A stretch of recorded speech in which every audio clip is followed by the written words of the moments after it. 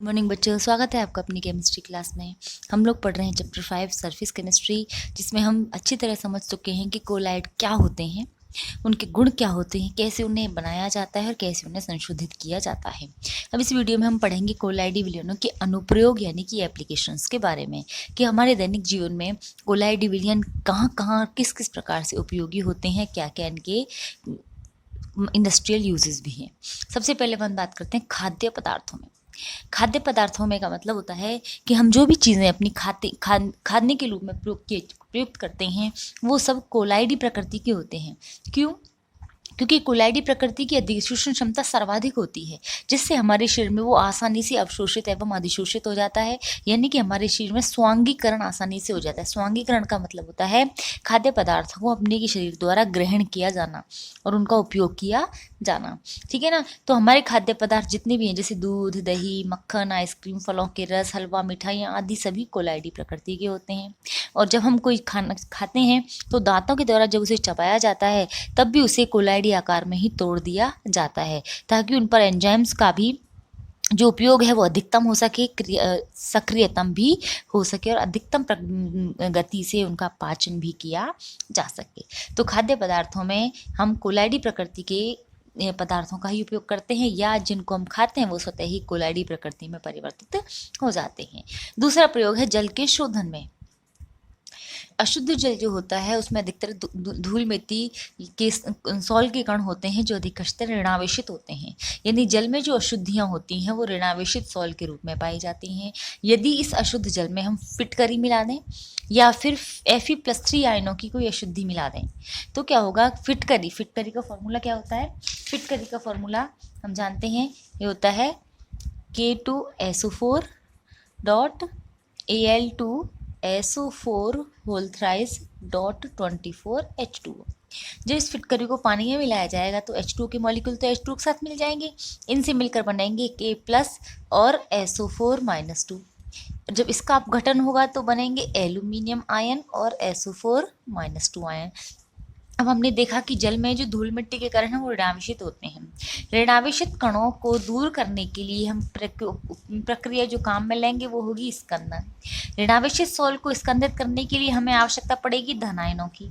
ठीक है ना। अब देखिए फिटकरी में दो प्रकार के धनायन हैं, एल्यूमिनियम धनायन भी है और पोटेशियम धनायन भी है। और हमने हार्डी-शुल्ज़ नियम में ये देखा था कि हार्डी-शुल्ज़ नियम ये कहता है कि जब हमें किसी सॉल्ट का स्कंदन करना है तो विपरीत आवेशित आयन पर जितना ज़्यादा आवेश होगा उसकी स्कंदन क्षमता उतनी ही ज़्यादा होगी। यानी यहाँ पर K+ आयन और एल्यूमिनियम आयन उपस्थित हैं। इनमें से एल्यूमिनियम आयनों पर ज़्यादा आवेश होने के कारण यह सॉल्ट के या धूल मिट्टी की जो ऋणावेशित कण है उनका आसानी से स्कंदन कर देगा और वो सभी नीचे बैठ जाएंगे और जो जल है वो शुद्ध हो जाएगा। ठीक है। तो जल यदि अशुद्ध जल में फिटकरी मिला दी जाए तो उसमें उपस्थित Al+3 आयन ऋणात्मक अशुद्धि का स्कंदन कर देते हैं, जिससे अशुद्धियाँ जल में बैठ जाती हैं तथा जल शुद्ध हो जाता है। ठीक है ना। तीसरी हम बात करेंगे रक्तस्राव को रोकने में। देखिए रक्त की बात करें तो रक्त भी हमारे शरीर में जो बहने वाला तरल ऊतक है ये भी एक ऋणावेशित सॉल्ट होता है, क्योंकि रक्त में जो प्लाज्मा वाला हिस्सा होता है उसमें कुछ एल्ब्यूमिनॉइड्स और प्रोटीन्स के सॉल्ट के कण पाए जाते हैं और ये ऋणावेशित प्रकृति के होते हैं। तो हमारा रक्त जो होता है एल्ब्यूमिनॉइड्स का ऋणात्मक सॉल्ट होता है। जब हमें चोट लगती है तो हमें रक्तस्राव होता है और कभी कभी रक्तस्राव इतना ज़्यादा हो जाता है कि हमारे शरीर में रक्त की कमी हो जाती है। इसका मतलब ये है कि हमें चोट लगने पर रक्त का स्राव रोकना है। तो रक्त का स्राव रोकने का बहुत अच्छा तरीका है कि या तो हम इस प्रकार का कोई लेप लगाएं जिसमें Fe+3 आयन्स हों, या फिटकरी लगा देते हैं। फिटकरी जैसे मैंने बताया था, फिटकरी में दो प्रकार के आयन हैं, K+ आयन्स और Al+3 आयन्स, क्योंकि रक्त भी ऐसा सोल है, ऋणावेशित सोल है, तो उसको धनायन चाहिए स्कंदित करने के लिए। इसमें Al+3 आयन्स पर अधिक आवेश है, इसलिए ये आसानी से रक्त का स्कंदन कर देंगे। रक्त का स्कंदन करेंगे तो वहाँ थक्का जम जाएगा और जहाँ रक्त का थक्का जमेगा वहाँ पर रक्त का स्राव स्वतः ही रुक जाएगा। तो रक्त स्राव के स्थान पर फिटकरी या Fe+3 आयन्स लगा दिए जाएँ तो फिटकरी के Al+3 आयन या Fe+3 आयन रक्त का स्कंदन कर देते हैं, जिससे रक्त का थक्का जम जाता है, फलतः रक्त का बहना कम हो जाता है। ठीक है ना। अगला उपयोग हम पढ़ेंगे चर्म शोधन में, यानी कि चमड़ा बनाने में। जो चमड़ा बनाया जाता है, जो जंतुओं की खाल होती है, वो वास्तव में प्रोटीनों का एक कोलाइडी निकाय होता है, कोलाइडी विलयन होता है जो प्रोटीन से मिलकर बनता है। ठीक है, और ये जो कोलाइडी विलयन है धनावेशित है। इसको स्कंदित करना है तो हमें ऋणावेशित सॉल्ट की जरूरत पड़ेगी या ऋणावेशित अपघट्य की जरूरत पड़ेगी। तो यहाँ क्या करते हैं हम, यहाँ चर्म को टैनिक अम्ल की ऋणावेशित सोल में डुबोया जाता है। टैनिक अम्ल का जो सोल होता है वो ऋणावेशित होता है, और चर्म कैसा सोल था, धनावेशित सोल था। तो जब धनावेशित सोल को और ऋणावेशित सोल को मिलाते हैं तो क्या होता है, पारस्परिक स्कंदन हो जाता है। और पारस्परिक स्कंदन होगा तो दोनों के सोल आपस में नीचे बैठ जाएंगे, यानी कि जो टैनिक अम्ल है वो भी चमड़े पर अपनी एक परत बना लेता है और इससे वो कठोर भी हो जाता है, जिससे चमड़ा कठोर हो जाता है। इसे हम टैनिंग भी कहते हैं, इस प्रक्रिया को हम टैनिंग भी कहते हैं। ठीक है ना। तो इस तरह से चर्म शोधन में भी कोलाइडी विलयनों का उपयोग किया जाता है। अगला अनुप्रयोग हम पढ़ेंगे वाहित मल के निस्तारण में। वाहित मल का मतलब होता है जो मल नालियों में बहता है। ठीक है, उसमें किसी भी प्रकार की गंदगी, मिट्टी के कण, अपशिष्ट पदार्थ सब कुछ शामिल होते हैं। तो नालियों में जो बहने वाला गंदा पानी, मल व मिट्टी का, गंदा पानी जो होता है वो मल व मिट्टी का कोलाइडी विलयन होता है। ठीक है, इसे हम वाहित मल भी कहते हैं। ज़्यादातर ये ऋणावेशित होता है, पर इसमें को सभी तरह की विद्युत अपघट्य की या धनावेशित और ऋणावेशित दोनों प्रकार की अशुद्धियाँ पाई जाती हैं। इसका निस्तारण करने के लिए क्या करते हैं, ये जो नालियों का गंदा पानी इसको बड़े बड़े टैंकों में भरा जाता है। उन बड़े बड़े टैंकों में फिर उच्च वोल्टेज की विद्युत लगाई जाती है। उच्च वोल्टेज की विद्युत का मतलब एनोड और कैथोड लगाए जाएंगे। तो एनोड और कैथोड जब लगाएंगे तो जो वाहित मल की अशुद्धियां हैं, मल या मिट्टी के कण जो भी हैं, ये जो अशुद्धियां हैं विपरीत आवेशित इलेक्ट्रोडों की ओर आकर्षित होते हैं और वहां पर उदासीन होकर स्कंदित हो जाते हैं, यानी कि नीचे बैठ जाते हैं। ठीक है ना, जिससे पानी बिल्कुल शुद्ध हो जाता है और जो इलेक्ट्रोडों पर मल और गंदगी इकट्ठी हो जाती है उसे सुखाकर उर्वरक या खाद के रूप में प्रयोग किया जा सकता है। ठीक है ना।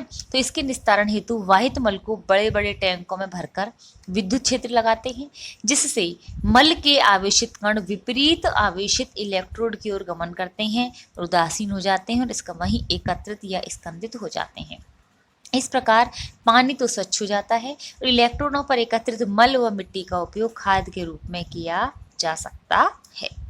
ठीक है, अगला उपयोग हम पढ़ेंगे धुएं के अवक्षेपण में।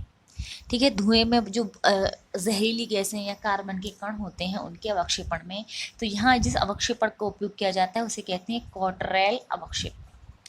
कॉटरेल अवक्षेपक में एक्चुअली क्या होता है कि जो कुल कल कारखानों से, फैक्ट्रियों से निकलने वाले धुआं के लिए जो चिमनियाँ होती हैं, उन चिमनियों से पहले हम कॉटरेल अवक्षेपक लगाते हैं।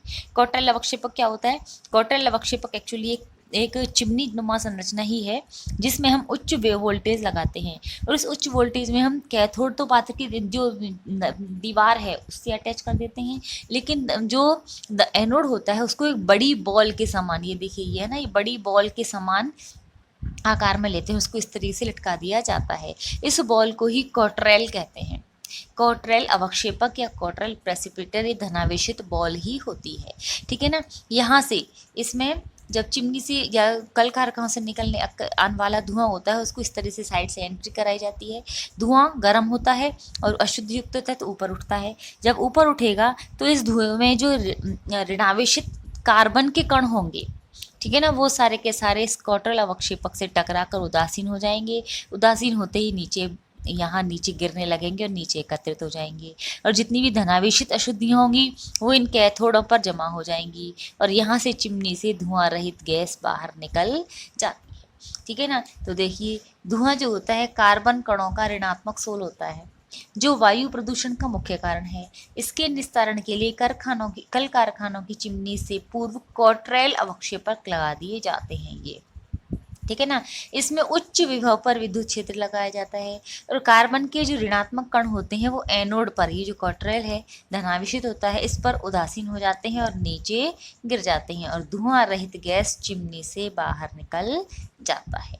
इस तरह से हम धुएं में से सभी अशुद्धियों को दूर कर सकते हैं और वायु प्रदूषण को कम से कम करने की कोशिश कर सकते हैं।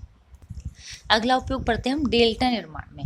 ये डेल्टा क्या होते हैं, डेल्टा देखो क्या होते हैं। मान लीजिए ये कोई समुद्र है, ठीक है ना। और इसमें कोई नदी यहाँ से आकर मिल रही है ये, ठीक है। नदियाँ जब आती हैं, बहकर आती हैं, तो अपने साथ बहुत सारे धूल मिट्टी के कण भी लेकर आती हैं। तो अब जो अशुद्धियाँ या धूल मिट्टी के कण होते हैं जो कि पानी के साथ यहाँ बहकर आ रहे हैं, वो सभी ऋणावेशित हो जाते हैं। यानी जो नदी का जल होता है वो ऋणावेशित सॉल्ट के रूप में पाया जाता है। जब ये यहाँ पर एक समुद्र से आकर मिलेगी तो समुद्र का पानी कैसा होता है? क्षारीय। उसमें बहुत सारे खनिज लवण पाए जाते हैं, जैसे कि NaCl, MgBr2, KI, इस तरह से बहुत सारे विद्युत अपघट्य पाए जाते हैं। तो इन विद्युत अपघट्यों में देखिए धनायन भी हैं और ऋणायन भी हैं। ये नदियों से आने वाला जल कैसा है? ऋणावेशित सोल है।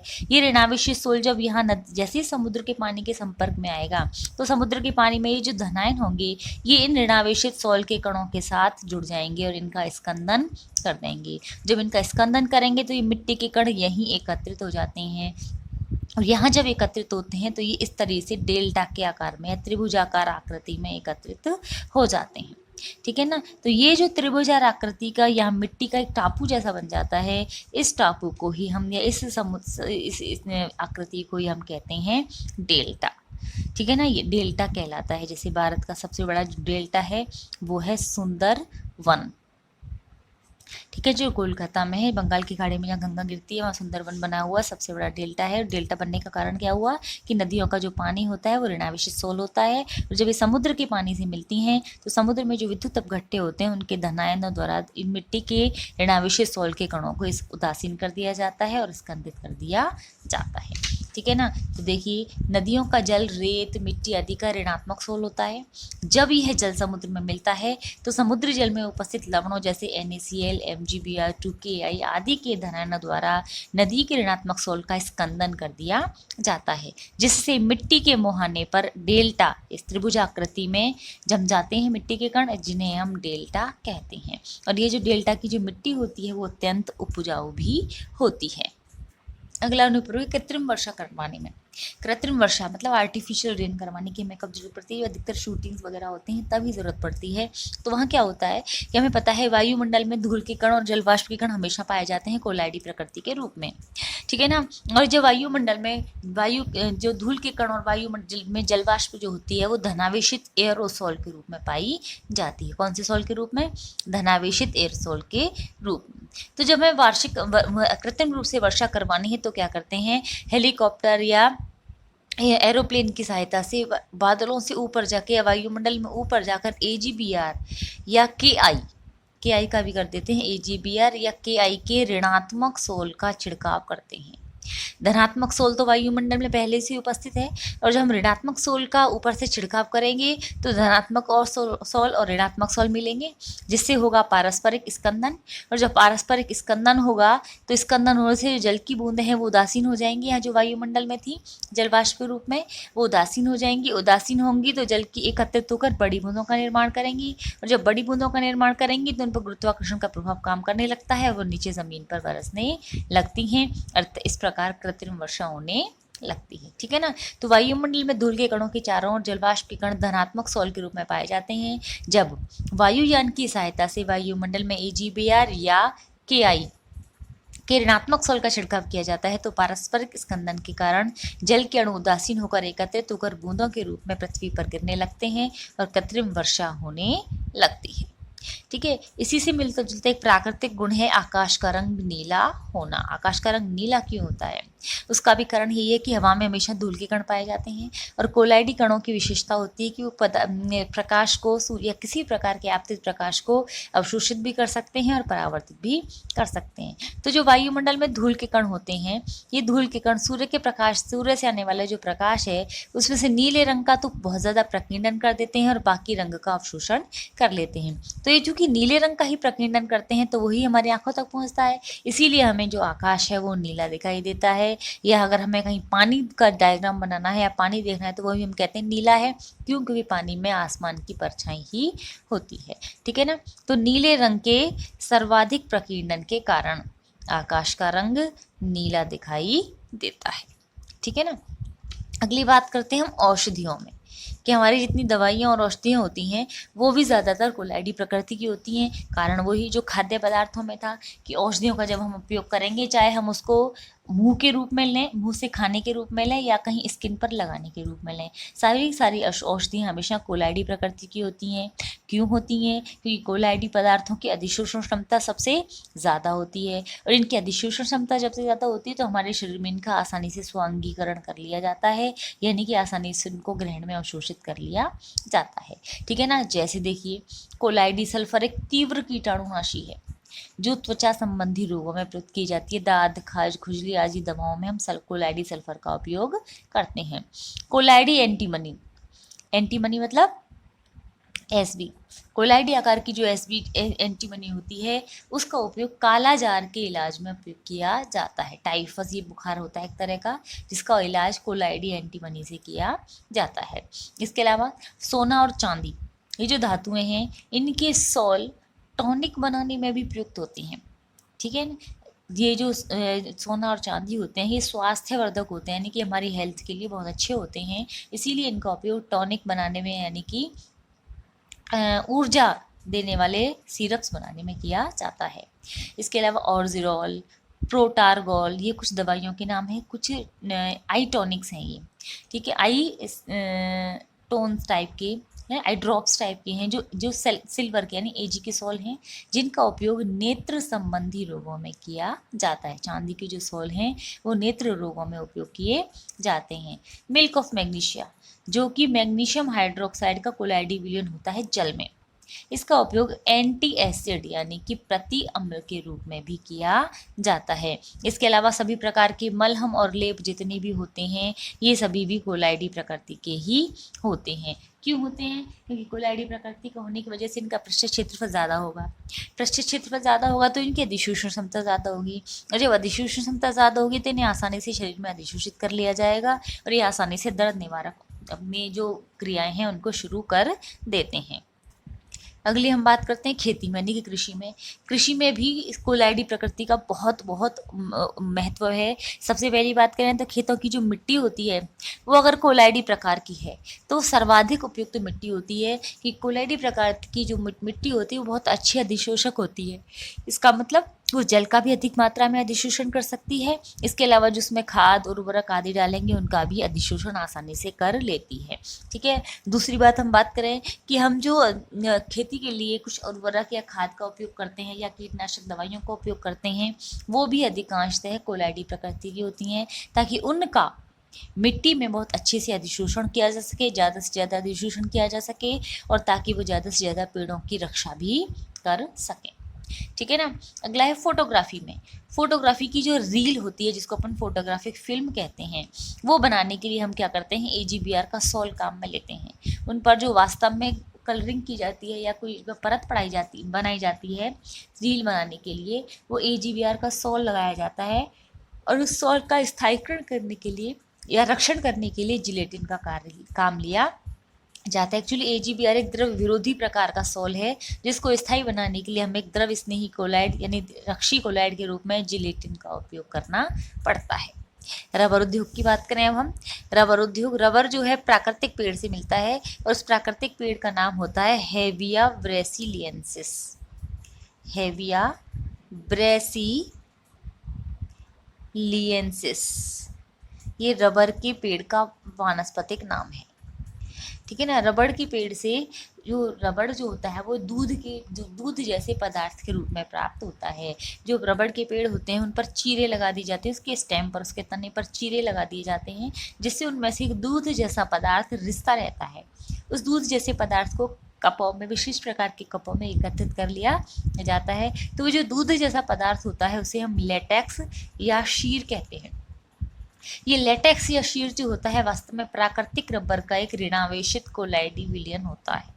ऋणावेशित कोलाइडी विलयन रबर का जो है वो हमें पेड़ के तने से प्राप्त होता है, और रबर के पेड़ का नाम होता है हेविया ब्रेसिलियंसिस। ठीक है ना। इसी ऋणावेशित सॉल्ट में जब हम एसिटिक अम्ल मिलाते हैं तो एसिटिक अम्ल से प्राप्त जो H+ आयन हैं वो इस ऋणावेशित कोलाइडी विलयन का स्कंदन कर देते हैं। स्कंदन करने से सारी परत बिल्कुल नीचे उसी तरीके से बढ़ जाती है जैसे दूध में से जब हम दूध में जब हम नींबू का रस निचोड़ देते हैं तो उसमें से पानी पानी अलग हो जाता है और पनीर बनने वाला हिस्सा अलग हो जाता है। तो यहाँ लेटेक्स में जो पनीर वाला है, कहीं जो सॉलिड पार्ट है जो अलग हो गया है, वो ही वास्तव में रबर है। जिसको और भी अच्छा करने के लिए हम उसे पहले तारपीन के तेल से धूमित करते हैं, यानी कि तारपीन के तेल में गर्म करते हैं, धुआं लगाते हैं उसका, और फिर उसका वल्कनीकरण किया जाता है। वल्कनीकरण का मतलब होता है गंधक के साथ उबालना। गंधक के साथ उबालने पर जो सल्फर होती है उसकी इलास्टिसिटी यानी कि प्रत्यास्थता में वृद्धि हो जाती है। तो इस तरह से रबर उद्योग में भी कोलाइडी विलयनों का या कोलाइडी विलयनों के कुछ उपयोगों का वर्णन किया जाता है। अगला है शर्करा उद्योग में। शर्करा उद्योग, शर्करा कैसे बनाई जाती है? गन्ने के रस से। जब गन्ने के रस से शर्करा बनानी होती है तो उसे हम लगातार गर्म करते हैं, और जब गन्ने के रस को लगातार गर्म किया जाता है तो वो एक पीले पीले भूरे रंग के द्रव में परिवर्तित हो जाता है। ठीक है, लेकिन चीनी कैसी होती है? वाइट या ट्रांसपेरेंट। तो हमें उस जो भूरे काले रंग का द्रव बन गया है उसको हमें रंगहीन करना है। तो उसको रंगहीन करने के लिए हम अधिकतर जांतव चारकोल का उपयोग करते हैं। तो जांतव चारकोल का जब उपयोग करते हैं तो जांतव चारकोल उस जल में या कहीं उस शर्करा के सांद्रित विलयन में जो भी रंजक या अशुद्धियाँ होती हैं उनको अधिशोषित कर लेता है, और उनको अधिशोषित करेगा तो जो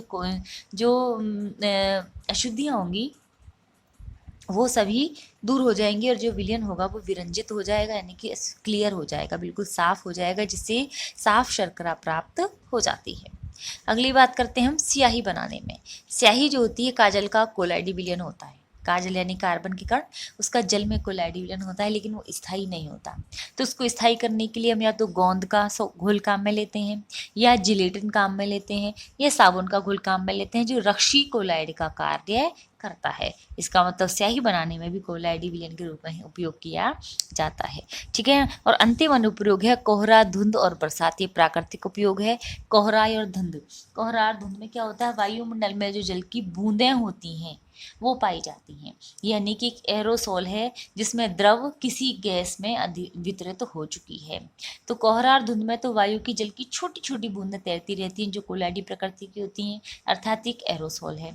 लेकिन जब ये एरोसोल थोड़े बड़े होते हैं तो बादल का निर्माण करते हैं। बादल भी एरोसोल का ही उदाहरण है। और जब विपरीत आवेशित बादल या विपरीत आवेशित सोल आपस में टकराते हैं तो उनके टकराने से उनकी जो जल की बूंदें होती हैं, उनके अंदर जो सोल के रूप में जल की बूंदें प्रेजेंट हैं, उन पर जो आवेश है वो एक दूसरे से उदासीन कर दिया जाता है। तो उदासीन करते ही वो बड़े हो जाते हैं, और बड़े होते ही वो गुरुत्वाकर्षण के कारण जमीन पर बरसने लगते हैं। यानी बरसात भी कोलाइडी विलयनों के कारण ही या कोलाइडी गुणों के कारण ही होती है, और यह पारस्परिक स्कंदन का एक बहुत अच्छा उदाहरण है।